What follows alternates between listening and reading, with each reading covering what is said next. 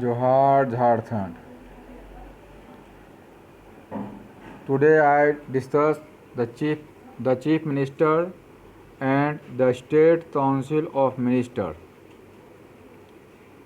In India, the Chief Minister is the real executive of the state. How the head of the state is the governor. The head of government is the Chief Minister. Under Article 163 of the Indian Constitution, the governor exercises his power and performs his function with the aid and advice of the State Council of Ministers, which is headed by the Chief Minister. तो आप देखें कि भारत के संविधान के अनुसार राज्य का वास्तविक प्रधान, कार्यकारी प्रधान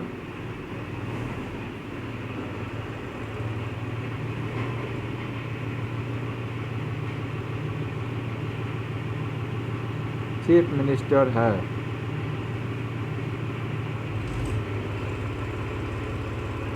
यद्यपि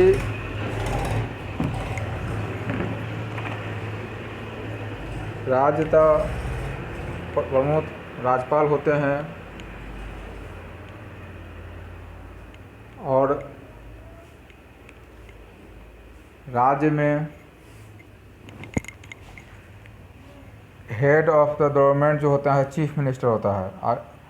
अनुच्छेद 163 में कहा गया है कि गवर्नर अपने सारे अधिकार को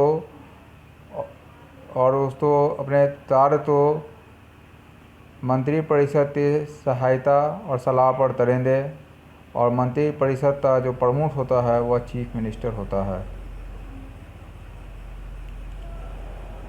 article 164(1) of the Constitution states the chief minister shall be appointed by the governor and other ministers shall be appointed by the governor on the advice of the chief minister, and the minister shall hold office during the pleasure of the governor.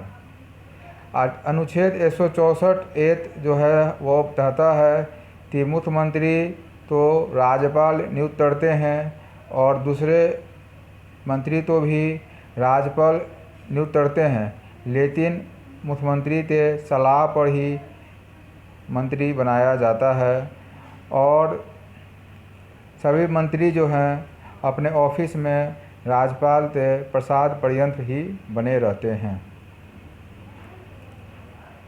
The chief minister must belong to the state legislature and must be able to command a majority in the legislative assembly of the state. और मुख्यमंत्री जो है निश्चित रूप से संबंधित विधानसभा का सदस्य होना चाहिए और उसके पास बहुमत होना चाहिए राज्य के विधानसभा में। Normally the chief minister should belong to the lower chamber wherever there is a bicameral legislature, that is the legislative assembly, but there are no legal restriction on the member belonging to the upper house being nominated.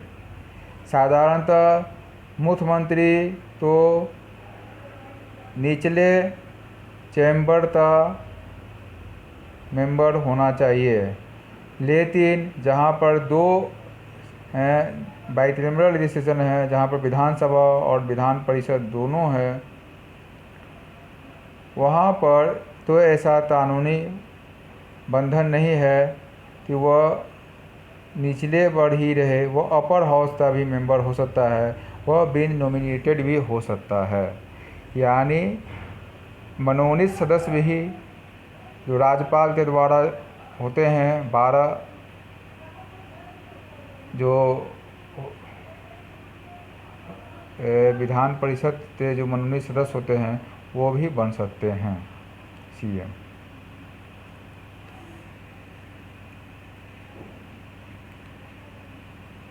But per the provision of Article 164, a chief minister who is not a member of the state legislature can continue a chief minister for a maximum period of 6 months, and after the expiry of this period, he has to vacate his post in case he is not elected to the state legislature. भारतीय संविधान के अनुच्छेद 164(4) कहता है कि कोई मुख्यमंत्री अगर किसी विधानसभा का मेंबर नहीं भी है फिर भी वह अधिकतम 6 माह के लिए मुख्यमंत्री बन सकता है, और जैसे ही 6 माह समाप्त होगा उसका पोस्ट जो होगा, उसका पद जो होगा वह खाली माना जाएगा, क्योंकि वह स्टेट लेजिस्लेचर में इलेक्टेड नहीं है।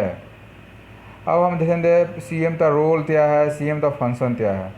The appointment of council of minister, chief minister has to free hand in the appointment of minister. There are several constraints which worked upon his mind when he made his choice. The Estimative Reform Commission of the Government of India 1960 to 70 had suggested that ministry in the state should not have more than 10% of the member of the party in power in assembly of the state concerned. The chief minister of a state enjoys full discretion in the matter of allocation of portfolio to his minister. The primary consideration in this regard is the capacity and experience of the minister in handling particular departments. He can also reshuffle his ministry as and when required. Reshuffling is often used as a tool to chastise ministers who become too big for their boot as through. तो आप देख रहे हैं कि जो मुख्यमंत्री का जो सबसे पहला जो काम है वह है अपने मंत्री परिषद का अपॉइंटमेंट करना, नियुक्त करना। चीफ मिनिस्टर को यह फ्री हैंड रहता है, वह किसी को भी मिनिस्टर बना सकता है, वह उसके माइंड में जो उसको मन है, जो इच्छा है उसे बना सकता है। जो प्रशासनिक सुधार आयोग बैठा था 1970 में, वह यह सलाह दिया था कि मिनिस्ट्री होना चाहिए जो पार्टी रूल कर रही है उससे 10% से ज़्यादा मिनिस्टर नहीं बनना चाहिए, और चीफ मिनिस्टर जो है अपना पूर्ण उसका विवेक है कि वह कौन सा पोर्टफोलियो दे, कौन सा पोर्टफोलियो मिनिस्टर को दे। और इस प्रकार हम देख रहे हैं कि अपॉइंटमेंट में हम देख रहे हैं कि सबसे पहला प्राइमरी कंसिडरेशन होता है कि किसका जो मिनिस्टर बनेगा उनका क्या कैपेसिटी है, कितना अनुभव है, और वह बीच उनके पास मुख्यमंत्री के पास एक और पावर है जो रिसफेल अपना मिनिस्टर के बदलाव कर सकते हैं, रिसफेल कर सकते हैं, किसी तो कैबिनेट में डाल सकते हैं, किसी तो विभाग बदल सकते हैं। यह वो इनका हथियार है जो वो प्रैक्टिस करते हैं उस मतलब जो भ्रष्ट में नियमित है, जो अच्छा काम परफॉर्मेंस नहीं अच्छा दे रहे हैं उन्हें वह मंत्रालय छीन कर दूसरा मंत्रालय दिया जा सकता है या मंत्री पद से हटाया जा सकता है। तो इस प्रकार हम देख रहे हैं कि ये विशेष पावर है जो उन्हें मिलता है।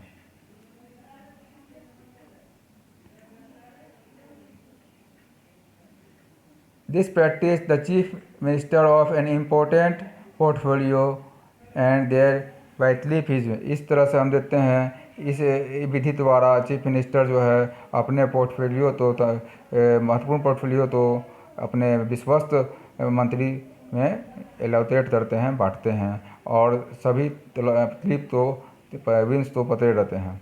सेकेंड जो हमारा जो है वह है dismissal and resignation of minister. It is not necessary that the chief minister takes every decision in the cabinet meeting only। किसी को हटाना या मंत्री पद से इस्तीफा देना ये भी मुख्यमंत्री का कार्य है। यह जरूरी नहीं है कि चीफ मिनिस्टर जो है सभी डिसीजन कैबिनेट मीटिंग में ही ले।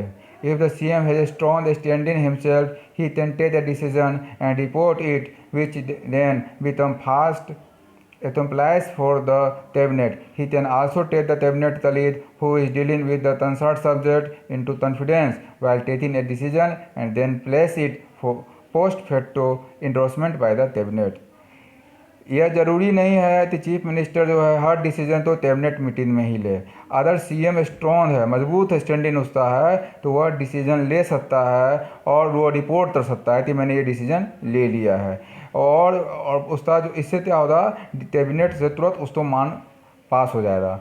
वो अपने दलित तो साथ भी डील कर सकता है और कंसर्न सब्जेक्ट पर कॉन्फिडेंस ले सकता है और उससे जल्दी से डिसीजन लेने में सहूलियत होता है और तब वो उसे कैबिनेट में डालते इंडोर्स कर देता है और वह पोस्ट फैक्टो होता है, यानी पहले से ही मंत्रिपरिषद में जाने वाला रहता है, मंत्री समझे हुए रहते हैं, पास किए रहते हैं और तुरंत पास हो जाता है। सेकेंड जो है, the ministry and the secretary of the department concerned supervise the execution of the decision of cabinet.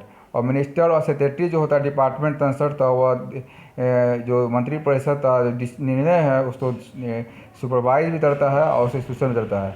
The CM evaluate the performance of the various executive agency and take corrective action wherever necessary. और CM जो क्या करता है, अपने जो various जो agency है उससे अपने एवुलेट करता है, उससे मूल्यांकन तो और करेक्टिव एक्शन सुधारात्मक कार्रवाई करता है जहां ज़रूरत होता है। Under article 1671 of the constitution, the CM has to communicate to the governor all decision of the council of minister relating to administration of the state and proposal for legislation. Bharat के अनुच्छेद 167 ए के तहत संविधान में कहा गया है कि सीएम जो है सभी तरह के जितने भी सरकार के स्टेट का कोई भी डीलिंग होता है, प्रशासन से जो संबंधित निर्णय होता है या जो विधायी अदर जो प्रपोजल है, प्रस्ताव है, उसे वह गवर्नर तक पहुंचाएंगे, कम्युनिकेट करेंगे। The governor can not interfere in the proceeding of the cabinet. और राज्यपाल जो है कैबिनेट के प्रोसीडिंग में इंटरफेयर नहीं कर सकते हैं। A monthly confident report is sent by the governor to the president, the PM and the home minister.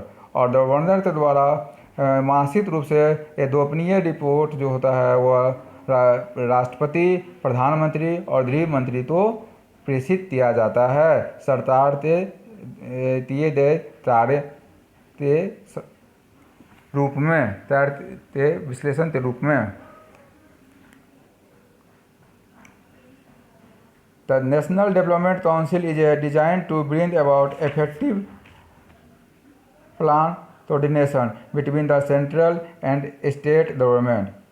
NDC जो है हमारा जो है प्लान जो योजना बनाते हैं उसको कोऑर्डिनेट करता है सेंटर और स्टेट में। It is a membership consist of the PM as the chairman, all union cabinet ministers, CMs of all the states and representative of the union territory. और एनडीसी में जो होता है पीएम सदस्य होते हैं, चेयरमैन के रूप में होते हैं प्रधानमंत्री, और सभी केंद्रीय कैबिनेट के मंत्री उनके में होते हैं, सभी राज्य के सीएम उनमें मेंबर होते हैं और सभी यूनियन टेरिटरी के रिप्रेजेंटेटिव उसमें मेंबर होते हैं। Generally the NDC meet once a year to the discuss the plan target and resources. सामान्यतः एनडीसी का मीटिंग साल में एक बार होता है अपने योजना तो लक्ष्य तो और उसके संसाधन के बारे में डिस्कस करने के लिए। The CM are active partner in the determination of the plan objective for the overall development of the country in general and for their state in particular. मुख्यमंत्री जो होता है एक एक्टिव पार्टनर होता है प्लान तो निर्धारण करने में, जो जिससे ओवरऑल विकास हो, देश का हो और विशेषतः उस राज्य का हो जहाँ से वो सीएम है। The NDC meeting provide the CM with an opportunity to plead the state case for more grant and increase central strength. NDC का मीटिंग जो है यह मुख्यमंत्री तो एक अवसर प्रदान करता है अपने राज्य के लिए ज़्यादा से ज़्यादा अनुदान मानने के लिए और केंद्रीय सहायता बढ़ाने के लिए। थर्ड जो रोल है सीएम का वह है relation with legislature and MLA. All important money and non-money bill before their introduction in the state legislative assembly are approved by the cabinet headed by the CM। इस प्रकार हम देखते हैं कि मुख्यमंत्री जो है अपने विधायकों और के साथ एक संबंध बनाता है। वो इसलिए बनाता है कि जितने भी धन बिल या सामान बिल होते हैं स्टेट जो है उसे इंट्रोड्यूस करने से पहले वो अप्रूव कराते हैं अपने कैबिनेट हेड से। Money will also require the consent of the governor before they can be introduced in the assembly. धन बिल जो होता है वह इंट्रोड्यूस करने से, विधानसभा में प्रस्तुत करने से पहले राज्यपाल का सहमति लेना अनिवार्य होता है। The governor has power under Article 213 to withhold his assent to an ordinance। Governor के पास ये शक्ति है कि आर्टिकल 213 के तहत इसे रोक सकता है, अपने सहमति देने से रोक सकता है और उसे एक अध्यादेश बना सकता है। तब वो विधायी जो होगा वो अध्यादेश बन जाएगा। The position of the chief minister in the cabinet is that the prima inter pares in practice he is the sun around which all the lesser planet revolve। इस प्रकार पोजीशन जो है मुख्यमंत्री का अपने कैबिनेट में उस सूर्य के पाती है और बाकी जितने भी उनके चारों ओर जो हैं घूमते रहते हैं वो एक ग्रह के रूप में होते हैं। तो ये तरह सकते हैं चीफ मिनिस्टर सरकार का धुरी है। Is a sun in government. Thank you.